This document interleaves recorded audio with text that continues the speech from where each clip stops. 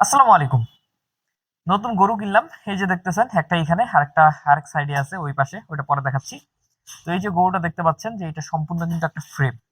সচরাচর হাড্ডি গাভীগুলা যেমন হয় ওরকম টাইপের একটা ফ্রেম এবং ছোট্ট একটা গরু, খুব বড় গরু যেমনটা না।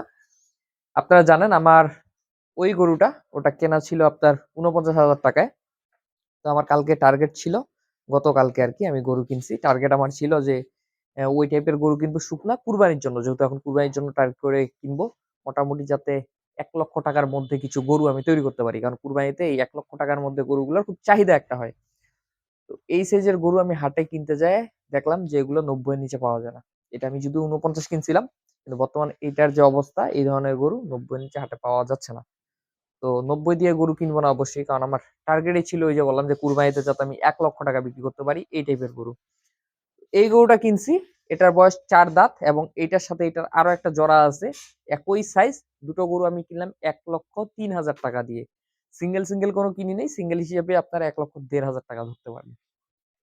তো এই যে গরুটা দেখতেছেন এটার তো এই অবস্থা। আরেকটা গরু যে আছে ওইটা আগে দেখাই আপনাদের। এই যে আরো একটা গরু, ওইটার তুলনায় এটার স্বাস্থ্য মোটামুটি একটু ভালো আছে। ওইটার থেকে বলা যায় এটার স্বাস্থ্য ভালো আছে। আর এই যে গরুটা দেখতেছেন হাইটটা তো বুঝতেই পারতেছেন যে কতটুকু হইতে পারে। খুব আহামরি বড় না।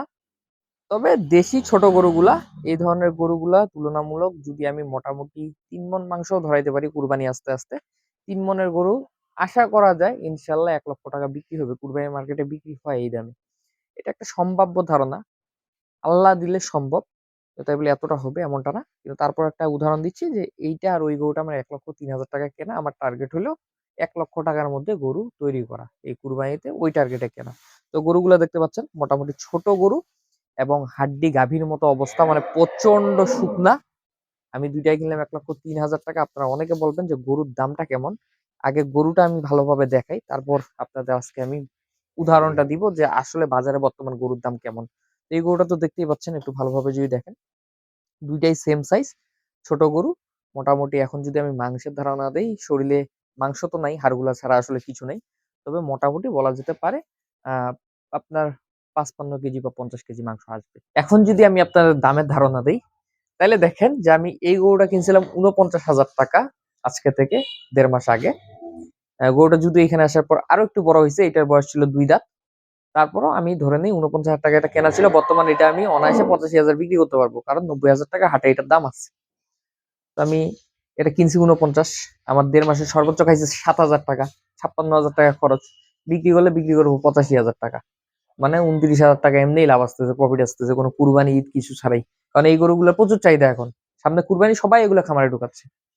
অন্যদিকে এটা যদি বলি, এইটা আমার পড়ল ৳১,৩০,০০০ জোড়ার, অর্থাৎ ৳৫১,৫০০।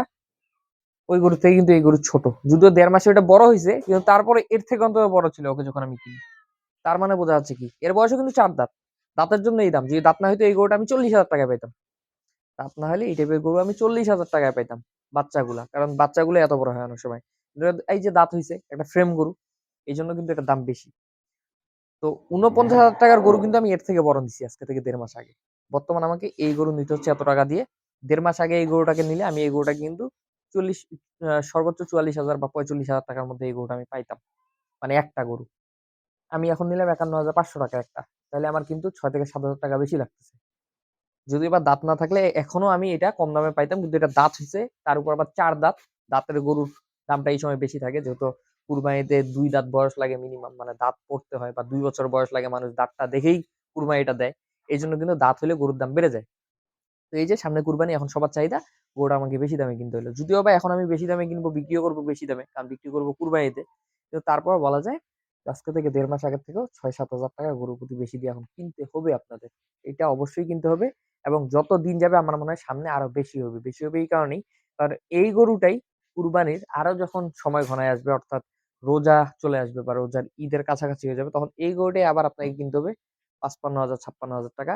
এমনকি রোজার ঈদের পর ৳৬০,০০০ দিয়ে এই গরুটাই আবার আপনাকে কিনতে হবে। এর কারণ হলো তখন হাতে থাকবে ২ মাস ২.৫ মাস সময়। তখন সবাই গরু আরো বেশি করে ঢুকাবে। এই গরুটাই সবাই চিন্তা করবে যে এটা আমি ৬০ কিনে ৮০ বিক্রি করব। ২০,০০০ আমার লাভ হোক, ২ মাসে আমি ১০,০০০ খাওয়াবো। ১০,০০০ প্রফিট হলে ফাটাফাটি। এই চিন্তা করে অনেকে এই গরুটাই আবার তখন ৬০ দিয়ে কিনবে। তখন আপনাকে আরো বেশি দামে গরুটা কিনতে হবে। এটা হলো হিসাব। যত দিন যাবে সামনে এখন আপনাদের গরু বেশি দামে কিনতে হবে কাজে আমি বলবো যদি আপনার টার্গেট হয়ে থাকে কুরবানি, অবশ্যই এখন থেকে গরু মোটা তাজা করবেন এবং এখন থেকে গরু কিনে রাখবেন।